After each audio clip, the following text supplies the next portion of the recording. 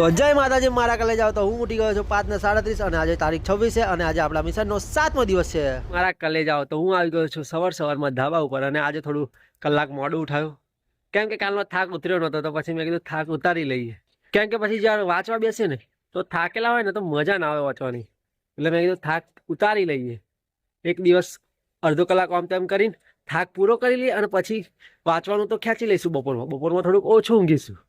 તો હાલો મારા કલે જાઓ, હવે થોડી કસરત કરી લઈએ, વ્યાયામ કરી લઈએ અને પછી વાંચવા માંડીએ। તો હાલો મારા કલે જાઓ।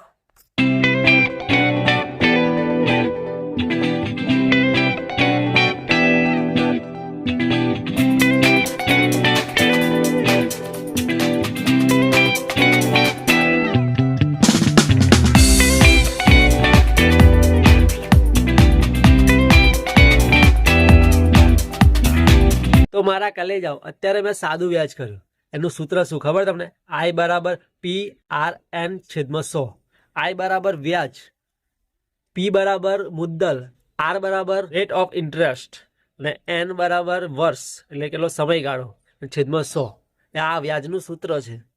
તો તમને યાદ છે કે નહીં?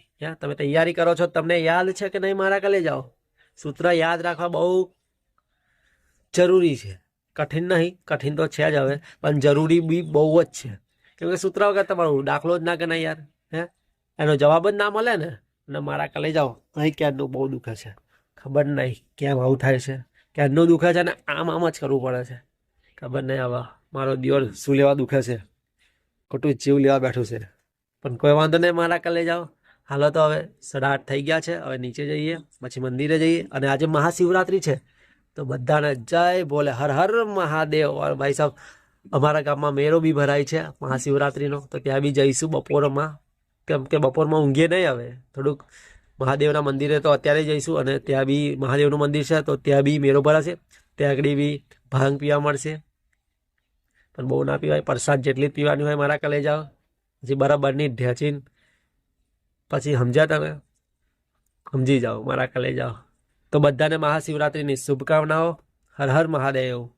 તો શું કે મારા કલે જાઓ, તો મેં અત્યારે સાદું વ્યાજનો ટેસ્ટ આપ્યો, મારા દિયો 30માં 11 જ માર્ક્સ આવ્યા, અમુક તો અટેમ્પ્ટ જ નહીં કરે, 11 અટેમ્પ્ટ નહીં કરે અને 6 ખોટા પડે, બીજા 11 માર્ક્સ આવ્યા, કેટલા થાય? 11 ને 6 18 ને 14 32 થઈ ગયા, તો લે 32 એટલે મતલબ 11 સાચા પડ્યા, 9 જેવા અટેમ્પ્ટ નહીં કરે અને બીજા ખોટા પડે, સમજી જાવ 30 માર્ક્સનું, પણ 32 ના થાય, 30 જ તો 30 માર્ક્સનું ટેસ્ટ આપ્યા, આમાં 11 જ આવ્યા, એટલે મતલબ સમજો છો સાદું વ્યાજ એટલું હેલું છે તો બી બહુ કન્ફ્યુઝ કરે એવા શબ્દો હતા, એટલે હું કન્ફ્યુઝ થઈ ગયો। હવે એનું મારે સોલ્યુશન જોવું પડશે, કે 1-2 વિડીયો જોવા પડશે તો મને ખબર પડશે કે એમનું સોલ્યુશન કઈ રીતે કરવું। તો હાલો હવે વાંચવા માટે ફરી મારા કલે જાઓ।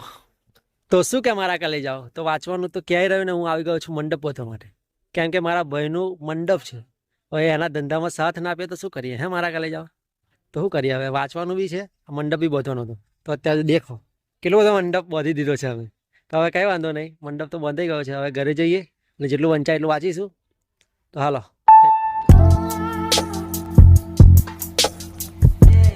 તો શું કે મારા કલે જાઓ, તો આજે કશું જ વંચાનું નહીં, પણ હવે શું કરીએ, કામ હતું એટલું બધું, તો હાલો હવે મળીએ થોડી વાર પછી। Big thank you for being here. बहुत बहुत धन्यवाद।